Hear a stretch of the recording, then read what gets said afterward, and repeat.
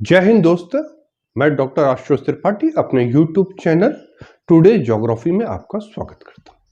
दोस्तों, आज हम पढ़ेंगे वायुमंडल का त्रिकोशीय परिसंचरण, एटमॉस्फेरिक ट्राइसेलुलर सर्कुलेशन। ये क्या होता है? अभी तक हमने पिछले वीडियो में वायुदाब पढ़ा और फिर पवनें पढ़ा। वास्तव में पवनों से ही रिलेटेड एक है, लेकिन ये कई बार परीक्षाओं में पूछा गया है। विशेषकर शॉर्ट नोट के रूप में ये पूरा प्रश्न पूछा गया है और बहुविकल्पिक रूप में कि फेरेल कोस्ट कहाँ बनता है, हेडली कोस्ट कहाँ बनता है, ध्रुवी कोस्ट कहाँ बनता है। तो आइए हम इसका अध्ययन करें।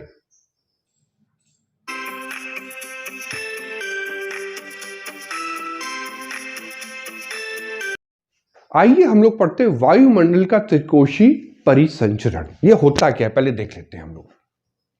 ये एक मैंने चित्र बनाया है, ये चित्र से आप फेमिलियर है कि इस पूरे चित्र में देखिए, ये भूमध्य रेखीय निम्नदाब क्षेत्र, ये निम्नदाब लिखा है, उपोषण उच्च दाब, ध्रुवी निम्नदाब और ध्रुवी निम्नदाब। ये व्यापारिक पवने हैं रेड रंग से, और ये ग्रीन रंग से पछुआ पवने हैं, और ये ध्रुवी पवने हैं। इन्हीं के मूवमेंट के अध्ययन को हम त्रिकोशीय परिसंचरण कहते हैं। अब ये है क्या, देखिए पढ़ते हैं हम।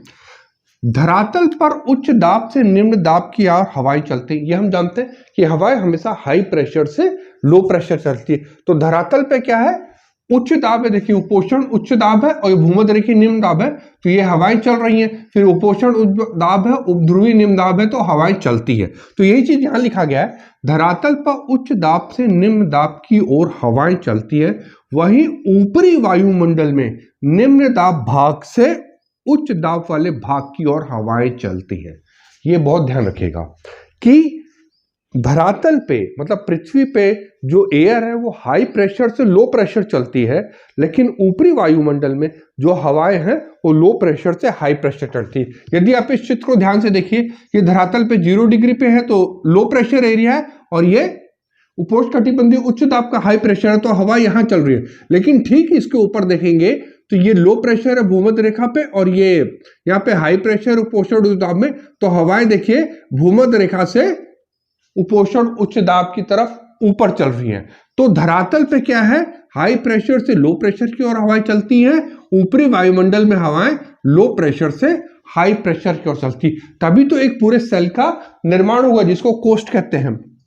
इस कारण प्रत्येक गोलार्ध में 3 कोशिकाओं का, कोशिका मतलब सेल्स का निर्माण होता है। हेडली कोशिका या उष्णकटिबंधीय कोशिका, ये हेडली कोशिका, अभी हम इसके बारे में विस्तार से पढ़ेंगे। फेरेल कोशिका, ये पछुआ पवनों वाले क्षेत्र में फेरेल कोशिका है, और ध्रुवी कोशिका ध्रुवी पवनों वाले क्षेत्र में ध्रुवी कोशिका है। आइए तीनों कोशिकाओं का विस्तार से अध्ययन करें। आइए सबसे पहले हेडली कोशिका का अध्ययन करें। देखिए क्या लिखा है। इस कोशिका का निर्धारण जी हेडली ने 1735 में किया था। यह बहुविकल्पिक दृष्टि से इंपॉर्टेंट है, इसको याद रखिएगा। विषुवत रेखा पर अत्यधिक सूर्य ताप की प्राप्ति के कारण हवाएं गर्म होकर ऊपर उठती हैं। 14 किलोमीटर की ऊंचाई के पास पहुंचने पर यह हवाएं उत्तरी और दक्षिणी ध्रुवों की ओर मुड़ जाती हैं। यदि आप इस चित्र को ध्यान से देखिए, और जैसा कि हम जानते हैं कि भूमध्य रेखा पे ये भूमध्य रेखा है, यहाँ पे साल भर सूर्य की स्थिति रहती है, तो जिसके कारण इस क्षेत्र में सबसे अधिक सूर्य ताप प्राप्त होता है। और 21 मार्च और 23 सितंबर को तो 90 डिग्री पे कोण पे रहता है। तो जब यहाँ पे अत्यधिक सूर्य ताप की मात्रा प्राप्त हो रही है, तो हम जानते हैं जिसके कारण यहाँ की हवाएं क्या होती है, गर्म हो जाती है, गर्म होकर फैलती है, और फैलने के कारण ऊपर उठती है, जिसके कारण ही तो निम्न दाब बनता है। तो ये देखिए हवा गर्म होके ऊपर की तरफ उठी। अब ये हवा कौन सी है, ये है दक्षिणी पूर्वी व्यापारिक पवने और उत्तर पूर्वी व्यापारिक पवने। और ये क्या लिखा है, अंतः उष्णकटिबंधीय अभिसरण से, ITCZ। हम जानते हैं, मैंने आपको पिछले वीडियो में बताया पवन वाले में, कि उत्तरी गोलार्ध और दक्षिणी गोलार्ध की जब व्यापारिक पवने भूमध्य रेखा के पास आपस में मिलती हैं, तो जहां मिलती है उस क्षेत्र को अंतः उष्णकटिबंधीय अभिसरण क्षेत्र कहते हैं। और इस क्षेत्र में जब मिलती हैं तो हवाएं टकरा के ऊपर उठती हैं, जिसके कारण निम्न दाब बनता है। तो देखिए ये हवा ऊपर उठी, ऊपर उठने पे क्या हुआ, हवा अपने उत्तरी गोलार्ध में अपनी दाईं और दक्षिणी गोलार्ध में अपनी बाईं ओर मुड़ गई। इसको इस चित्र में समझिए कि यहाँ पे ये 0 डिग्री भूमध्य रेखा है, ये लो प्रेशर लिखा है। अधिक सूर्य तप की प्राप्ति के कारण यहाँ पे हवाएं गर्म होकर ऊपर उठ गई, तो जिसके कारण एक यहाँ पे निम्न दाब की स्थिति बन गई। जब ये ऊपर उठती है हवाएं, तो मैंने जैसे बताया कि उत्तरी गोलार्ध और दक्षिणी गोलार्ध की दोनों तरफ ये हवाएं मुड़ जाती है। जैसा कि मैंने आपको बताया कि दोनों गोलार्धों से उपोष्ण उच्च वायुदाब क्षेत्रों से आने वाली हवाएं जब भूमध्य रेखा पे आपस में टकराएंगी अंतः उष्णकटिबंधीय क्षेत्र में, तो ऊपर की ओर जाएंगी। जब ये देखिए यहाँ पे दोनों हवाएं ऊपर उड़ गई, तो क्या होगा, एक रिक्त स्थान हो गया। अब रिक्त स्थान हो गया तो फिर होता क्या है उस रिक्त स्थान पे, भूमध्य रेखा की उड़ती हवाओं का स्थान लेने के लिए उपोष्ण उच्च दाब कटिबंध क्षेत्रों से हवाएं भूमध्य रेखा की ओर चलने लगती है, जिन्हें व्यापारिक पवनें कहते हैं। जब ये दोनों गोलार्धों की हवाएं टकरा के ऊपर उड़ गई, तो क्या हुआ, एक रिक्त स्थान हो गया। इस रिक्त स्थान को भरने के लिए क्या हुआ कि पुनः फिर उच्च दाब से निम्न दाब किया, अर्थात उपोष्ण उच्च वायु दाब से भूमध्य रेखीय निम्न वायु दाब की तरफ व्यापारिक पवनें चलने लगती हैं। इन धरातली व्यापारिक पवनों के विभिन्न ऊपरी वायुमंडल में प्रति चक्रवात पवन प्रवाहित होती है। ये पवनें दोनों गोलार्धों की तरफ चलती है। देखिए यहाँ पे ये पवन ऊपर उड़ गई, ये उपोष्ण उच्च वायुदाब क्षेत्र है और ये भूमध्य रेखीय निम्न वायुदाब क्षेत्र या 30 डिग्री लिखा है। तो धरातल पे क्या हुआ, हाई प्रेशर से पवन लो प्रेशर की ओर चली, फिर ये ऊपर की ओर उड़ गई। ऊपर की उठने के पश्चात क्या हुआ, ऊपर विपरीत दिशा में पवनें चलती है, अर्थात लो प्रेशर से हाई प्रेशर की ओर चलने लगती है। जब ये 30 डिग्री के पास पहुंचती हैं, अर्थात भूमध्य रेखा से उठने के बाद ये दोनों गोलार्धों में अपनी दाईं और बाईं ओर मुड़ जाती है, तो जब ये उपोष्ण उच्च वायु दाब वाले क्षेत्र में, ये देखिए ये जो एरिया बना हुआ यहाँ पे पहुंचती हैं, तो क्या होता है कि वायु ठंडी होने लगती है। और जब ठंडी होने लगती है तो भारी होने लगती है, और भारी होने लगती है तो इसमें बैठने की प्रवृत्ति विकसित हो जाती है। देखिए नीचे बैठने लगी है, जिसके कारण क्या है, जब यहां बैठने लगी तो जिसके कारण क्या, एक पूरा सेल का निर्माण हो गया। बैठने के पश्चात क्या, ये पुनः भूमध्य रेखीय निम्न वायु दाब की तरफ और उपध्रुवी निम्न वायु दाब की तरफ चलने लगी, तो जिसके कारण एक पूरे सेल का निर्माण हो गया, जिसको कहा गया हैडली कोशिका या उष्णकटिबंधीय कोशिका। हैडली कोशिका इसलिए कहा गया कि हैडली महोदय ने इसको निर्धारण किया था, और उष्णकटिबंधीय कोशिका इसलिए कहा गया कि इस कोशिका का जो निर्माण है उष्णकटिबंधीय क्षेत्र में होता है, अर्थात 30 डिग्री उत्तरी और 30 डिग्री दक्षिणी अक्षांशों के मध्य के क्षेत्र को हम उष्णकटिबंधीय कहते हैं, तो जिसके कारण इसको हम उष्णकटिबंधीय कोशिका भी कहते हैं। अब आइए पढ़ते हैं फेरेल कोशिका। फेरेल कोशिका के अंतर्गत उपोष्ण उच्च वायु दाब से शीतोष्ण निम्न दाब की ओर धरातली हवाएं चलती हैं। ये देखिए उपोष्ण उच्च वायु दाब की पेटी है और उपध्रुवी निम्न वायु दाब की पेटी है। तो ये देखिए पछुआ पवने जो ग्रीन मार्कर से दिखाया है, ये उत्तरी गोलार्ध में अपनी दाईं ओर और दक्षिणी गोलार्ध में अपनी बाईं ओर चल रही हैं। यहां 60 से 65 अक्षांश पर धरातली हवाएं पृथ्वी के घूर्णन के कारण, याद रखिएगा, के कारण ऊपर उठती हैं तथा क्षोभ मंडल की ऊपरी सीमा पर पहुंचने के पश्चात विपरीत दिशाओं में उत्तरी और दक्षिणी ध्रुव की ओर मुड़ जाती है। जैसे मैंने पवन वाली पेटी में पढ़ाया था, वायु दाब में पढ़ाया था कि उपोष्ण उच्च वायु दाब और उपध्रुवी निम्न वायु दाब की जो पेटियां हैं, इसकी उत्पत्ति पृथ्वी के घूर्णन के कारण हुए। अब देखिए, यदि इस चित्र को यहां से देखिए, ये पछुआ पवने उपोष्ण उच्च वायु दाब से उपध्रुवी वायु दाब की चल रही है। पृथ्वी के घूर्णन के कारण क्या है, हवाएं ऊपर की ओर उठ गई। उसके बाद हम ये जानते हैं कि जो जिस दिशा में धरातल पे हवाएं चलती है, उसी पर उसके ऊपर ऊपरी वायुमंडल में उसकी विपरीत दिशा में हवाएं चलती है। तो यहाँ पे देखिए हाई प्रेशर से लो प्रेशर की ओर हवा चल रही है, ऊपरी वायुमंडल में क्या है, लो प्रेशर से हाई प्रेशर की ओर चल रही है। तो ये पछुआ पवनें विपरीत दिशा में चलने लगती है।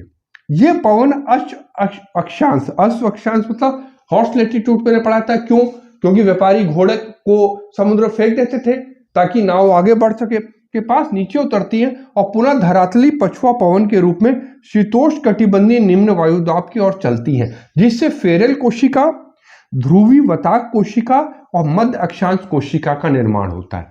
अब यहाँ पे देखिए, यहां से यह हवा ऊपर उठी, यहां से ये देखिए हवा धरातलीय रूप में पचवा पवने यहाँ गई, उप ध्रुवी क्षेत्र में यह हवा ऊपर उठी, फिर ये उपोष्ण उच्च वायु दाब की तरफ गई, फिर वहां पे वायु का अवतरण हुआ, फिर नीचे गई। तो देखिए पूरा क्या है, एक सर्कल बन गया। इसी को हम फेरल कोशिका, मध्य अक्षांशी कोशिका या ध्रुवी वताग्र कोशिका कहते हैं। इसको ध्रुवी वताग्र कोशिका इसलिए कहते हैं क्योंकि हम जानते हैं कि ध्रुवी क्षेत्रों से और उपोष्ण क्षेत्रों से आने वाली गर्म और ठंडी हवाएं यहां मिलकर वताग्र का निर्माण करते हैं। इसी कारण इसको ध्रुवी वताग्र कोशिका भी कहा गया है। तीसरी जो कोशिका है उसको ध्रुवी कोशिका या पोलर कोशिका कहते हैं। ध्रुवी कोशिका के अंतर्गत वायुमंडलीय परिसंचरण का विस्तार दोनों गोलार्धों में 60 डिग्री से 90 डिग्री अक्षांशों के मध्य पाया जाता है। अर्थात ये 60 डिग्री ध्रुवी निम्न वायु दाब क्षेत्र है और ध्रुवी उच्च वायुदाब 90 डिग्री। तो मतलब इन इधर और इधर दोनों गोलार्धों में पाया जाता है 60 से 90 डिग्री अक्षांशों के मध्य। ठंडी ध्रुवीय हवाएं ध्रुवी उच्च वायुदाब क्षेत्र से उप ध्रुवी निम्न वायुदाब क्षेत्र को धरातली पवन के रूप में प्रवाहित होती है। हम जानते हैं बार बार इस कंसेप्ट को हर जगह लगता है कि हाई प्रेशर से लो प्रेशर। तो ये ध्रुवी उच्च वायुदाब से हवाएं क्या हुई, उप ध्रुवी निम्न वायुदाब की तरफ चलने लगी। यहाँ पे देखिए ये ध्रुवी उच्च वायुदाब क्षेत्र है, ये उप ध्रुवी निम्न वायुदाब क्षेत्र है। तो ये धरातल के रूप में हवाएं ये 90 डिग्री से 60 डिग्री की ओर चलने लगी। उप ध्रुवी निम्न वायु क्षेत्र पे 60 से 65 डिग्री अक्षांशों पे हवाएं पृथ्वी के घूर्ण गति के कारण ऊपर उठती है तथा क्षोभ मंडल में पहुंचने पर ध्रुवों और भूमध्य रेखा की ओर मुड़ जाती है। अब यहाँ पे देखिए ये 90 डिग्री से 60 डिग्री पे पहुंची, यहां पहुंचने पे पृथ्वी के घूर्ण बल का कार्य करता है जिसके कारण हवाएं ये ऊपर की ओर उड़ जाती हैं।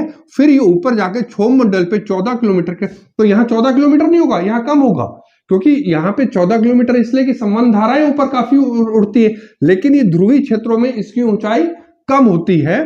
तो ये जब ऊपर उठेगी तो ये ध्रुवों की ओर और ये भूमध्य रेखा की ओर मुड़ जाएगी।